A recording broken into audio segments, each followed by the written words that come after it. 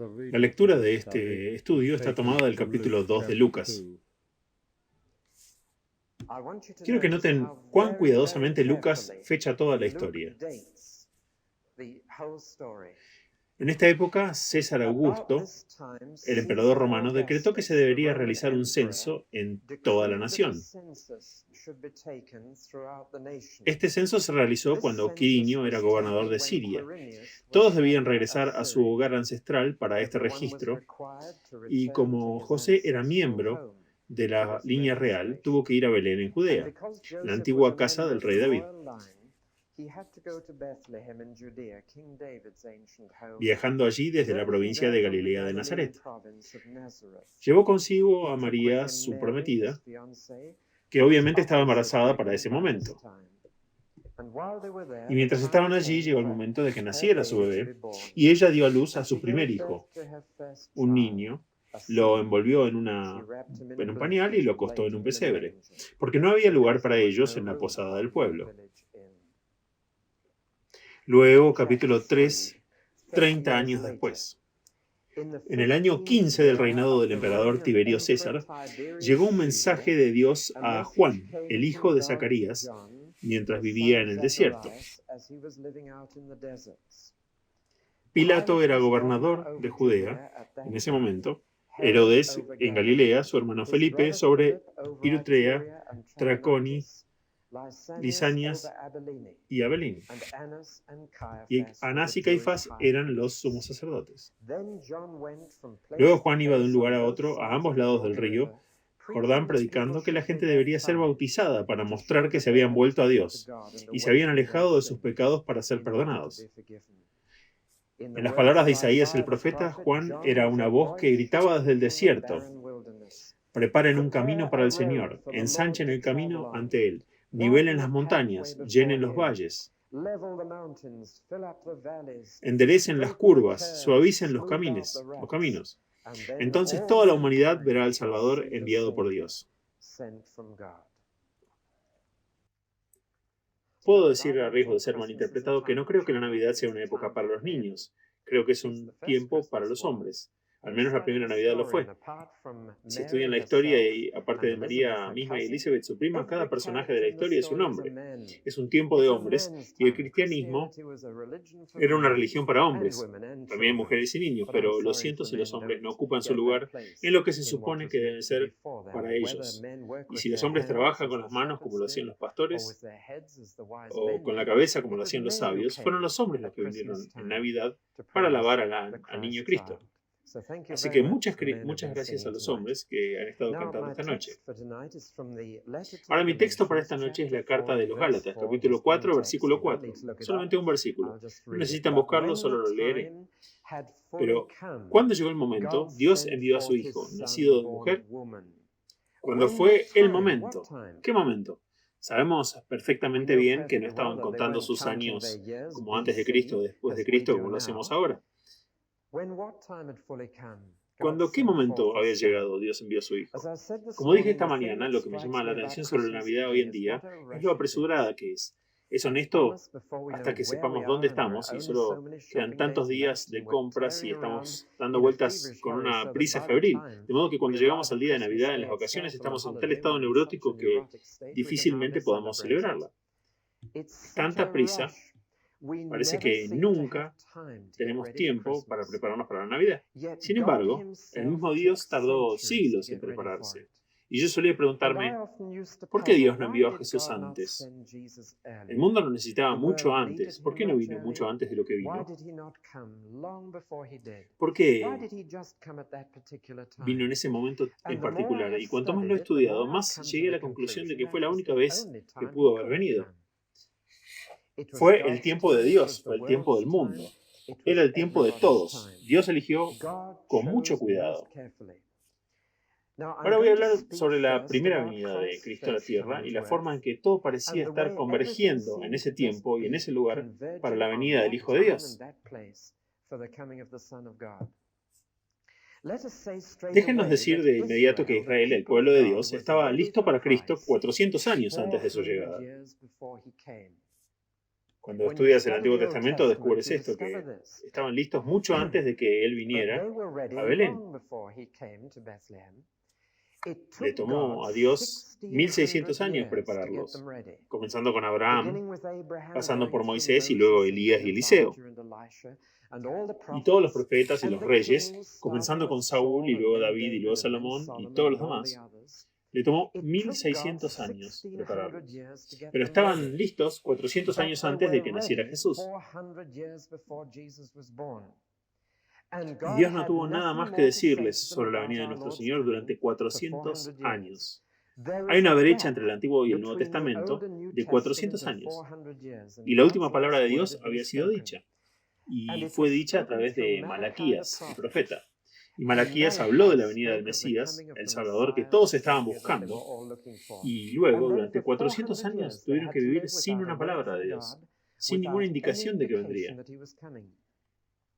Llegó el verano, el invierno, la primavera, y luego el siguiente verano, y luego el invierno, y fueron las estaciones. Y las generaciones vinieron y se fueron, 12 generaciones vinieron y se fueron, y cada generación le dijo a la siguiente: el Cristo vendrá. Todos los profetas dicen que vendrá. Él será un rey más grande que David, será un hijo de David, pero será aún más grande que nuestro mayor rey. Y durante 400 años, a través de 12 generaciones, mantuvieron viva esta esperanza. Tan real era este sueño que cuando un bebé nacía antes de que anunciaran su nombre, el padre salía corriendo por las calles gritando: David, David, David, David. Así es como anunciaban el nacimiento de cada niño, porque cada madre esperaba que su niño fuera el Cristo, pero se decepcionaron durante 400 años. Bueno, si estaban listos 400 años antes de la llegada de Jesús y no había nada más que Dios tuviera que hacer para prepararlos o que tuviera que decir, ¿por qué Dios esperó tanto tiempo? La respuesta es muy simple y es algo que todos los judíos pasaron por alto en ese momento. Que Cristo venía a ser el Salvador del mundo, y no solo el Salvador de Israel. Y el simple hecho es que el mundo no estaba listo, y no estaría listo por otros 400 años. Y aunque Dios había preparado a su pueblo, pasó los siguientes 400 años preparando el mundo. Y cuando nació Cristo, el mundo estaba absolutamente listo para la venida del Salvador. Voy a dividir esto en 6 títulos, 6 cosas simples en las que el mundo estaba listo, preparado por Dios para la venida de Cristo. En primer lugar, para cuando Cristo llegó, políticamente era un mundo asentado. Era la primera vez que había estado libre de guerra durante 500 años. Y era esencial para el propósito de Dios que el Salvador viniera en un momento de paz política. Y Dios lo estuvo preparando durante 500 años. La característica dominante del mundo del Medio Oriente cuando vino Cristo es que era un mundo unificado, estaba completamente civilizado. Todo el Medio Oriente, desde el Océano Atlántico hasta el Mar Caspio, desde el desierto del Sahara hasta los Alpes, desde el Támesis hasta el Nilo, desde Roma hasta el Danubio, desde España hasta el Éufrates, este mundo era un mundo en paz. Estoy seguro de que han escuchado la frase Pax Romana, significa paz romana. Y esta Pax Romana había comenzado unos 700 años antes de Cristo en un pueblo en el río Tíber. Y desde ese pequeño pueblo se había extendido para convertirse en una república, luego se había extendido para convertirse en un imperio, y había incluido a Guildford. Poco después del nacimiento de Cristo, y se extendió a África a través de la Galia, Francia, y en todo el mundo entonces conocido. Roma, siendo un pequeño pueblo, se había convertido en un poderoso imperio. Había luchado, había habido guerras en las fronteras, pero en el momento en que Jesús nació, y solo para ese momento, capaz sucedió 20 años antes de que él naciera, había un mundo asentado. Y uno podía moverse libremente a través de cualquier parte de él. Había paz política. Una de las razones por las que se nos dice en la Biblia que oremos por aquellos en autoridad, por reyes y gobernadores, es que el mundo pueda tener la paz que es necesaria para la propagación del Evangelio. ¿Se dan cuenta de que la guerra impide la propagación del Evangelio? Recuerdo haber visitado una estación de misión en el río Tama, en Kenia, en la parte norte de Kenia, y había un amigo mío que era un médico misionero en un pueblo solitario cuidando de cientos de pacientes en condiciones muy primitivas. Dijo que eran los alemanes los que iniciaron esa estación de misión y construyeron el hospital, pero cuando llegó la guerra en Europa fueron encerrados y el trabajo misionero se detuvo. Donde quiera que llegue la guerra, limita la propagación del Evangelio de Jesús. Y el Evangelio, el mundo romano estaba políticamente en paz. No había fronteras, no había naciones en guerra. Todo el mundo era fácil de recorrer. No existía solamente la paz romana, existía la lex romana, la ley romana. Y no se puede tener paz sin ley.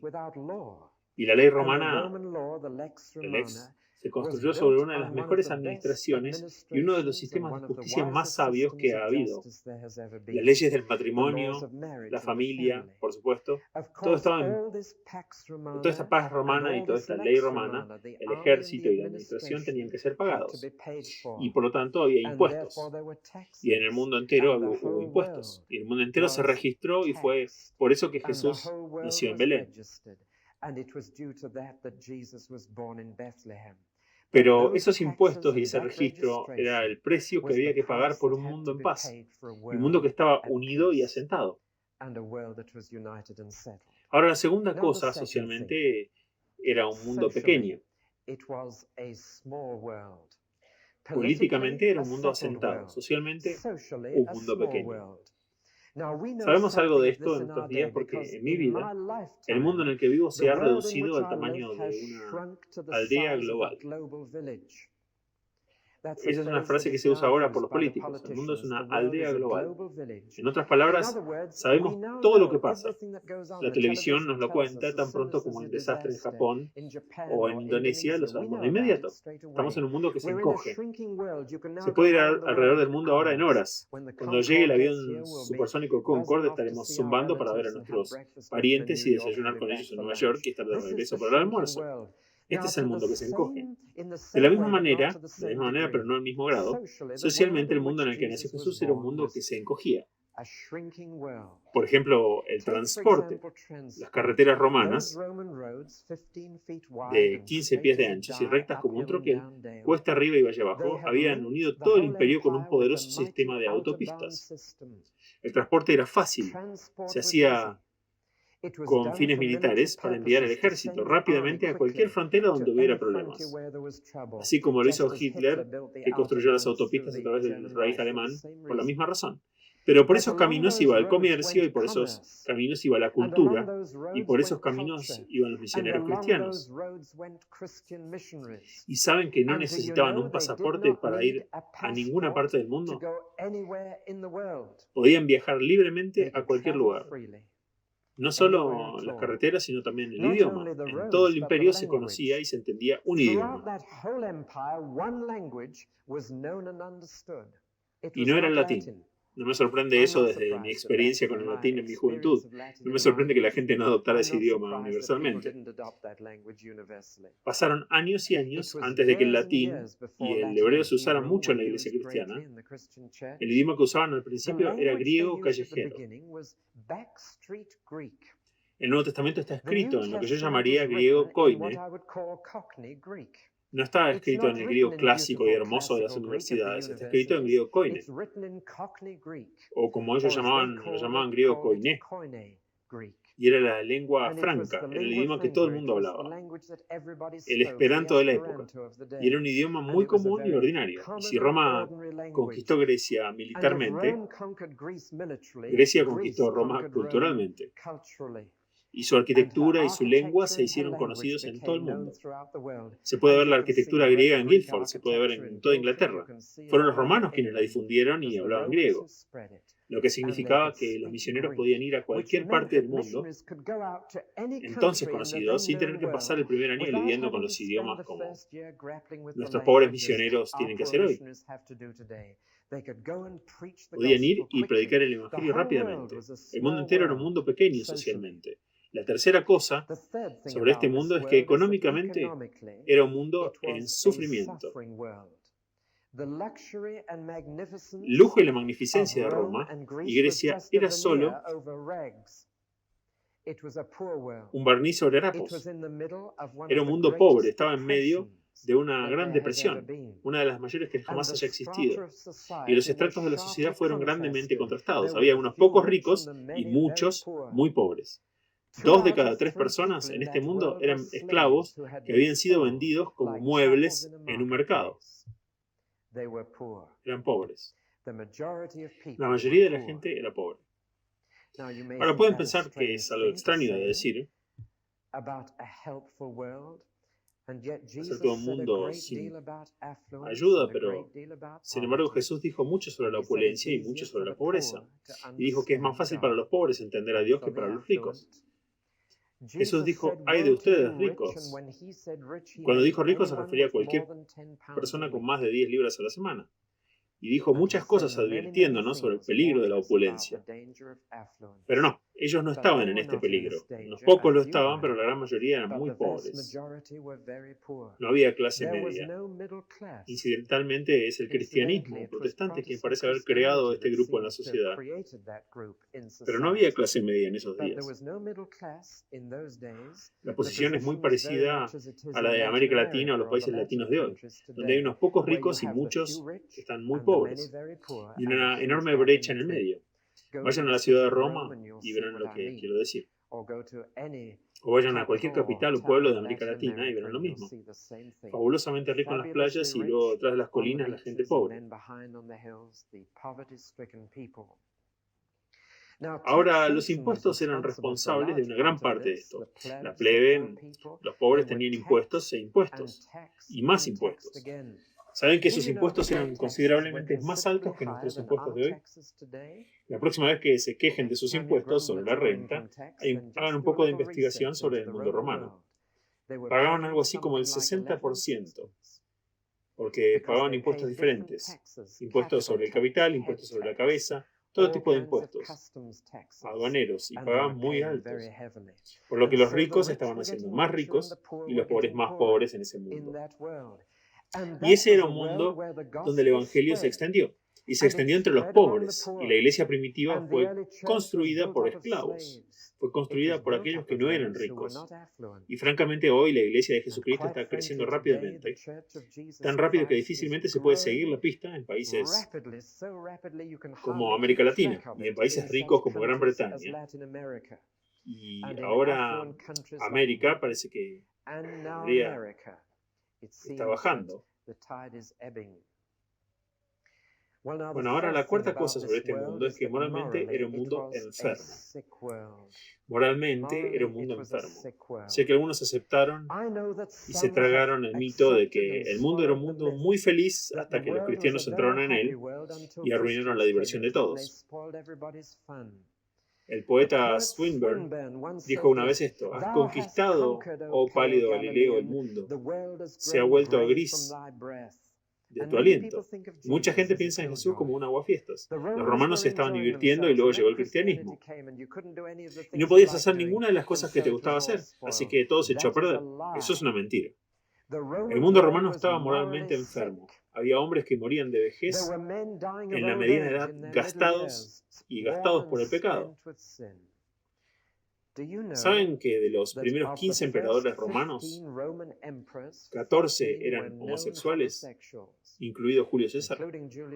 Y lo que estaba sucediendo en la cima se estaba extendiendo hacia abajo, a través de la sociedad. Hablando de la honestidad de la gente, había un carácter inescrupuloso sobre el comercio, una corrupción que estaba enfermando al mundo. enfermándolo moralmente. No era un mundo feliz y encantador como la gente ha tratado de retratar. Lo fue en los días de la República Romana, cuando el divorcio era casi inaudito. Pero cuando nació Jesús, el mundo estaba moralmente enfermo. Y el divorcio era tan común casi como el matrimonio. Si quieren una imagen del Imperio Romano en esos días, lean Romanos 1. No está exagerado. En quinto lugar, el mundo era intelectualmente triste. Los hombres habían estado tratando durante siglos de descubrir la verdad. ¿Por qué estamos aquí? ¿Cómo se vive la vida al máximo? Y el mundo estaba lleno de filosofías intelectuales, ismos, platonismo, gnosticismo, epicurismo, estoicismo, cinismo, escepticismo. Todos ismos eran sistemas de pensamiento. Y cada uno tenía su respuesta, pero la gente estaba mentalmente cansada. Estaban tristes porque sentían que ninguna de estas filosofías tenía la respuesta. Ninguna de ellas había descubierto la verdad. Y por eso el mundo estaba intelectualmente triste y estaba buscando a alguien que diera la respuesta a las preguntas más importantes de la vida. ¿Por qué estamos aquí? ¿De qué se trata la vida? Me abstengo de pasar por algunos de esos ismos, pero cuanto más los estudias, más descubres una nota de desesperación. Trazo el paralelo con hoy. Vivimos en un tiempo de ismos, existencialismo, empirismo y todos los demás ismos. Si los estudian, hay una nota de desesperación recorriendo las filosofías de hoy. Nuestros jóvenes están preocupados por la muerte. Nuestras obras de teatro, nuestros libros, se preocupan por el sinsentido y la desesperación. Por lo que no tienen historia y no tienen un final feliz porque la gente cree que no hay un final feliz y que la vida no funciona de esa manera. Y tenemos el mismo tipo de clima intelectual triste hoy como lo tenían entonces. Y en ese clima Jesús nació como la esperanza y la luz del mundo, con la verdad que liberó a las personas. Y finalmente, espiritualmente, era un mundo en búsqueda donde estaban decepcionados con sus propias religiones. Los romanos habían construido un gran templo redondo, el Panteón, el templo de todos los dioses, y habían puesto todas las estatuas de dioses en sus nichos alrededor del templo. Pero todos eran humanos exagerados. En el templo griego, en el Olimpo, estaba sucediendo lo mismo. Estaban los dioses griegos. Pero cuando los mirabas, te das cuenta que eran humanos exagerados. Y el mundo estaba cansado de adorar a los seres humanos que tenían las mismas debilidades que ellos, por lo que el mundo estaba mirando en dos nuevas direcciones para la religión. El mundo miraba hacia el este y el misticismo oriental estaba llegando. ¿No es sorprendente que esto suceda también ahora? En los últimos 20 años hay una importancia de que el Maharishi haya venido a Inglaterra, la importancia del arte indio vinculado al arte pop, la importancia del pensamiento oriental infiltrándose. No muy lejos de aquí hay un centro publicitario que se está publicitando en nuestro periódico local, que enseña a la gente occidental el misticismo indio. Esto estaba sucediendo entonces. Y las llamadas religiones misteriosas se estaban infiltrando en el mundo romano. Estaban hartos de sus propias religiones y estaban buscando algo nuevo en el este. La otra dirección en la que estaban buscando era esta. Comenzaron a deificar al Estado y su líder, el emperador, como lo hacen las personas alrededor del mundo hoy en día, como hace Rusia, como hace China, tratando a un humano como un dios que no puede estar equivocado. Y le estaban haciendo esto al César. Y habían comenzado a llamar al César esta frase, Dominus et Deus, Señor y Dios. Estaban buscando la religiosidad. Espiritualmente eran estériles y vacíos y estaban buscando satisfacción religiosa. Hay una marea en los asuntos de los hombres que comenzó en el diluvio, dice Shakespeare. Y hubo una marea de los asuntos de los hombres que Dios tomó en el diluvio. Todos estos factores que he mencionado, quiero analizarlos. Políticamente, un mundo asentado. Socialmente, un mundo pequeño. Económicamente, un mundo en sufrimiento. Moralmente, un mundo enfermo. Intelectualmente, un mundo triste. Espiritualmente, un mundo buscando. Estas líneas convergieron en el periodo del 20 antes de Cristo al 20 después de Cristo. Y todas se convirtieron o alcanzaron su punto máximo justo en ese periodo. Israel había estado lista durante 400 años. Ahora el mundo estaba listo. Pero solo un momento. ¿Por qué Dios no preparó el mundo antes? Podría haberlo hecho. Dios está a cargo de los asuntos de los hombres. Podría haber hecho pasar estas cosas 400 años antes. Llegué entonces a mi punto final. Durante esos 400 años, Dios planeó que sucedan dos cosas. Que Israel debía entrar en el mundo y que el mundo iba a entrar en Israel. Israel estaba listo, pero no estaba mezclado con el mundo todavía. Y cuando estudias la historia de estos 400 años, como se puede en los libros apócrifos y en otros libros de historia, descubres en primer lugar que entre el año 400 y antes de Cristo y el día en que Jesús nació, la mayoría de los judíos se habían mudado afuera de Palestina, hasta el día en que nació el bebé en Belén. Había 4,5 millones de compatriotas suyos esparcidos por todo el mundo conocido, agentes dispuestos a difundir las buenas nuevas. Y fue en gran parte a través de estos judíos que se convirtieron en cristianos, a través de la gran obra misionera de Pablo, que el Evangelio se difundió. Comenzó, por supuesto, cuando fueron llevados al exilio, en el 721 a.C., y luego se llevaron al resto en el 597. Si puedo usar el mapa que usé los domingos a la mañana, sacados de la tierra prometida, a Asiria aquí y más tarde a Babilonia por acá. Solo regresaron 50.000, el resto se quedó, y pobló esas áreas. Y había colonias judías hasta los ríos Tigris y Éufrates, pero no se detuvo allí. Se extendieron y se extendieron y se extendieron hasta que en el 4 a.C. había 80.000 judíos viviendo en Roma, en una colonia a orillas del Tíber. 80.000. Estaban allí en Alejandría, había 1 millón de ellos en Alejandría, en Egipto. Y fue de allí en Egipto que, debido a que estos judíos comenzaron a olvidar el idioma hebreo y hablaron el griego, 70 eruditos se juntaron, judíos, y tomaron el Antiguo Testamento y lo tradujeron al griego. Llamamos a esa traducción la Septuaginta, porque fue hecha por 70 eruditos. Pero significa que para cuando Jesús nació, todo el Antiguo Testamento estaba en el idioma de todo el mundo conocido. ¿Pueden ver el propósito de Dios al hacer esto? Y cuando nació Jesús, los judíos estaban en todo el mundo. Durante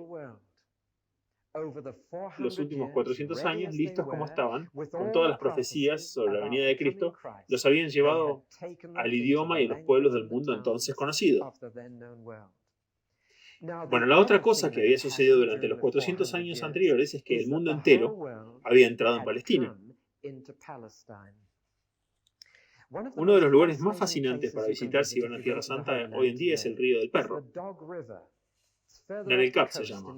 Está más arriba en la costa del Líbano, y este río que corre hacia el interior de las montañas libanesas contiene en un punto una ladera, y en la pared del acantilado se han tallado varias cosas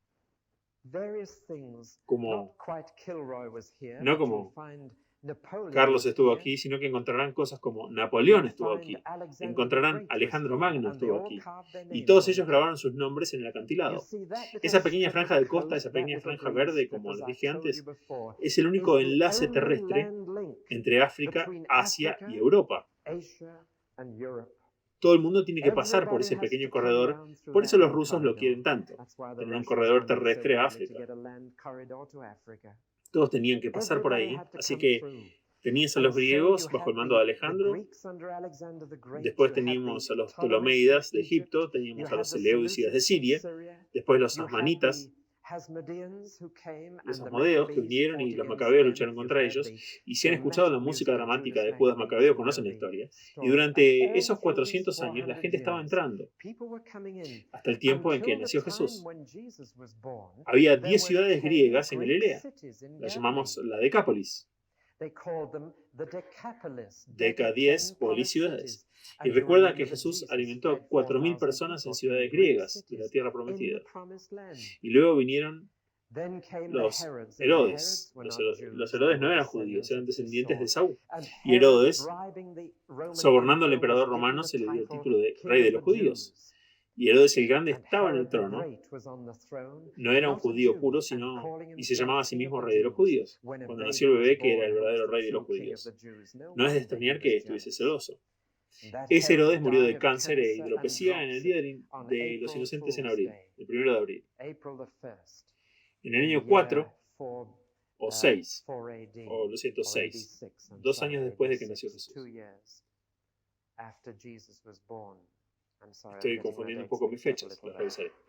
Durante el ministerio de Cristo, toda esta tierra se dividió entre gobernantes extranjeros. De modo que cuando llegó al mar de Galilea, el pequeño mar de Galilea, en realidad había 3 países diferentes al borde de ese pequeño lago. Felipe gobernaba esta parte, los griegos gobernando esta otra parte, y Herodes gobernando la parte de acá. El nieto de Herodes era otro Herodes. Y aquí tienes el mundo alrededor de las costas de Galilea. Y si quieres saber por qué Jesús siempre cruzaba el mar de Galilea en un bote, lo estaba haciendo para salir del territorio de una persona para ir a otro, para mantenerse a salvo y tener tiempo con sus discípulos. Todo esto es una historia muy rápida y llena de historia, pero les estoy diciendo esto. Tomó 400 años para que Israel saliese al mundo y para que el mundo entrase en Israel. Para que cuando naciera Jesús, Israel estuviese listo. El mundo estuviese listo.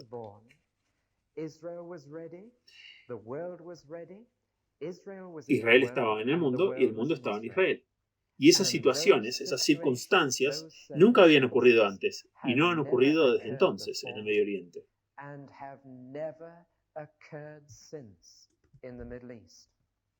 Y cuando llegó la plenitud de los tiempos, Dios envió a su Hijo, nacido de una mujer. ¿No es un texto asombroso? La única vez en toda la historia de la raza humana, cuando la tierra prometida estaba en estas relaciones con el mundo conocido.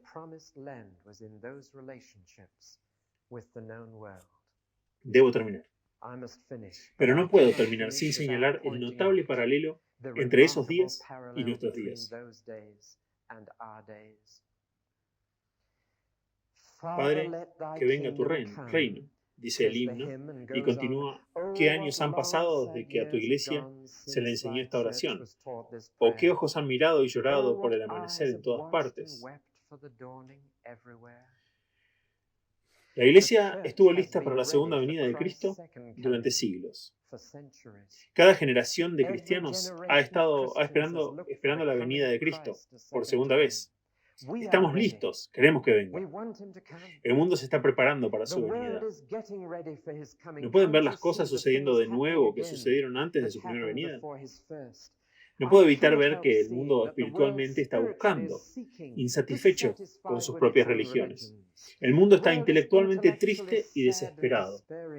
El mundo está moralmente enfermo. El mundo está sufriendo económicamente y el mundo es socialmente pequeño. Todas estas circunstancias me parecen ir hacia arriba con mucha claridad. Pero hay 2 cosas que tienen que suceder antes de que Jesús pueda volver. Las mismas 2 cosas. Y si hay una brecha ahora en la que debemos esperar su venida, es únicamente para que puedan suceder estas 2 cosas.